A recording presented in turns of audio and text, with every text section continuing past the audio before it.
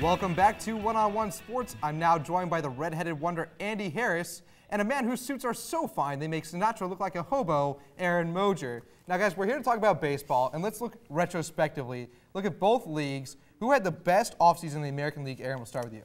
I think all three of us can agree that, and this isn't just me being a homer, the Boston Red Sox had the best offseason in the entire league. Yeah. Absolutely. Not just the American League, in all of Major Leagues. So now to go out on a limb, I think the second best offseason in the American League was the Toronto Blue Jays. Are they going to compete this year? No, they're not.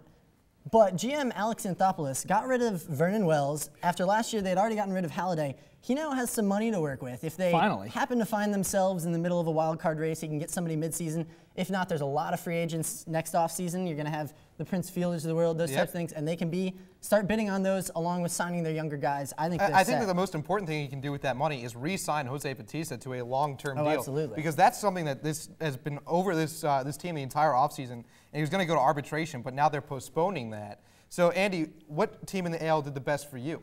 You know, I want to highlight a different team, one that really hasn't gotten much press. In fact, has kind of been viewed as having a bad offseason. I would just like to say that in lieu of Valentine's Day, I heart the Rays offseason. Sorry, we had to use this prop. Anyway, the Rays had a fantastic offseason. No, they didn't. No, yes, they did. Here, let me justify it. Given their payroll, their payroll is going to be at $60 million. They have no money. They don't have fans. The only people who live in Tampa and are how people did they who have a good transfer from other offseason cities. then? Because, well, here, you knew for a fact going into the offseason they were going to have to get rid of Carl Crawford. That wasn't a choice. They had no chance to retain him as a free agent. They brought in Manny Ramirez for $2 million. Before you tell me Manny's washed up, how many games did he play last year?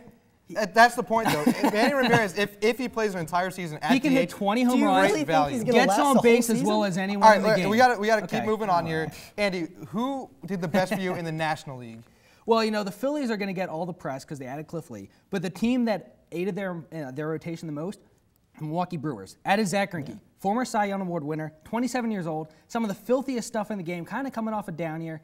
He's going to bolster that rotation, make it one of the better ones in the National League. In addition to that, Sean Markham, one of the better under-the-radar starters in the American League, had mid-3 ERA in the Rogers Center, home run hitters ballpark. Also the #1 pitcher for the Toronto Blue Jays. Absolutely. He was. All right, you know, while I agree with you, the Brewers had a great offseason. They did. The team that I'm looking at is the Atlanta Braves. I thought they did a fantastic job. Their biggest problem, they made it to the playoffs last year pretty much on their pitching. They kept their guys, Derek Lowe, Hanson, etc. They kept their pitchers. But they needed bats. The reason they lost to the San Francisco Giants was they just couldn't hit with them. They were all close games, and they didn't have the big bat. The Dan Uggla move is brilliant to me. Absolutely. It was in division. They traded with the Marlins. They were both winners in that trade, really. Yep. But I think the Braves made out better because they're the team that already made the playoffs, added what they needed. The question now is, can Chipper Jones stay healthy and actually play? To me, who's going to play first base for them? Is it going to be Sounds like it's going to be Freddie Freeman, but as a rookie, can you rely on him? Right, exactly. And that's a really important position. But he's got big hype. He's a good player. I think he'll do all right.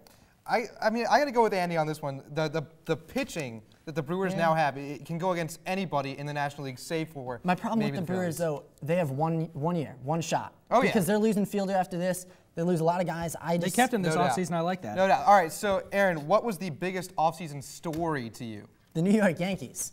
I'm sorry, Christian. They had one of the worst off seasons in baseball. This is a team who every year is known for going out and buying the best team in baseball. They couldn't get Cliff Lee. They lost Pettit. That's two pitchers that they were almost guaranteed next year. They already had a 4.35 ERA last year. The pitching was not their strong point. And now they only have 3 starters, as far as we know. And the third one is A.J. Burnett, who by the end of the season looked like a #5 starter at best.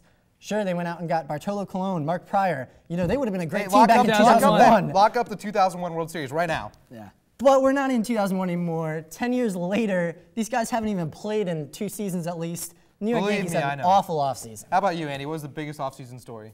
The possibility that Albert Pujols, best player in the game, might be leaving St. Louis after spending his entire career there at the end of the 2011 season. He set his deadline for this week. It'll be interesting to see whether or not St. Louis can come to terms with Albert Pujols.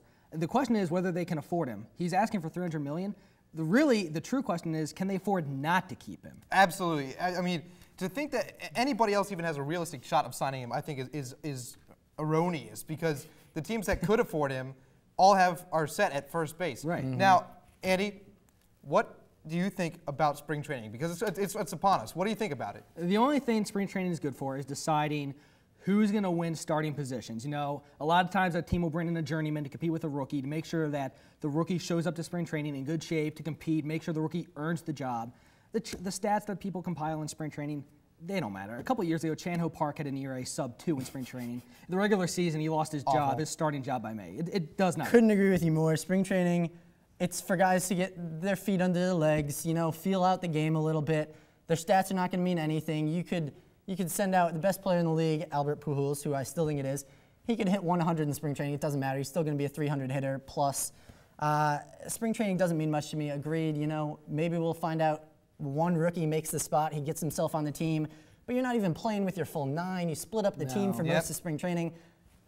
It's just the only thing I like about spring training is the rookies, because you know in the next couple years we're going to see a big shift where a whole bunch of rookies are going to start coming in the league. It'll be real exciting to watch them early on. We have to take one more commercial break, but when One-on-One returns, I will be joined by Eric to discuss the future of the NFL. We'll be right back.